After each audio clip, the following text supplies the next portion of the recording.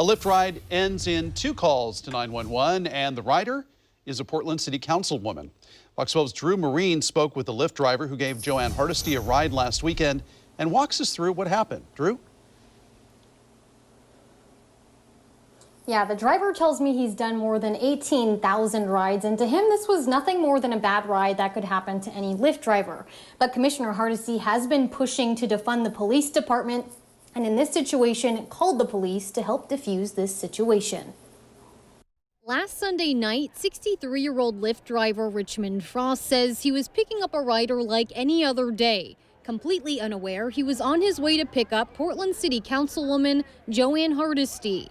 But when Frost got to A-Lane is when the confusion began. It gave me a location that was literally the front door. He was in a different location, kind of around the side of the building in a back area that I was not familiar with. He says as a Lyft driver, he has to wait at the pickup spot for 5 minutes before calling the rider, in this case Hardesty, to give them one last chance to hitch a ride.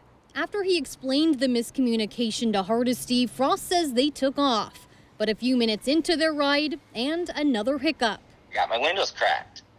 That's something that drivers are doing now because of the COVID. But he says she was too cold. She goes, no, you're gonna put that window up. And I said, well, I'll tell you what, I'll crack it down to about a pencil size. And that's literally what I did. With tensions rising over the cracked windows and more than 30 minutes left in the ride, Frost decided to end it there so she could get another lift.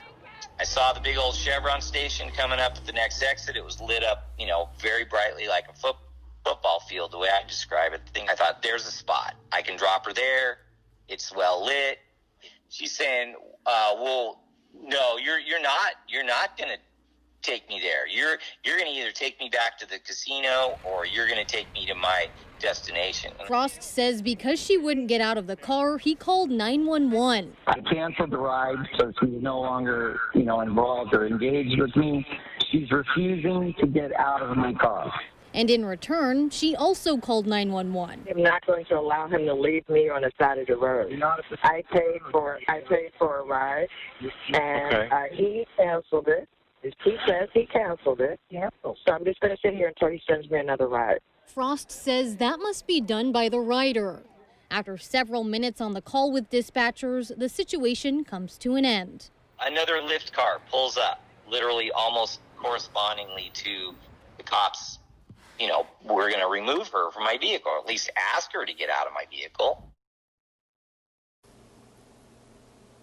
We reached out to Hardesty's office multiple times for a comment on all of this, but she's not responded to that request. We did get a statement from Lyft, and that reads, "The safety of our community is fundamental to Lyft, and we have been in touch with both the driver and the rider to offer support."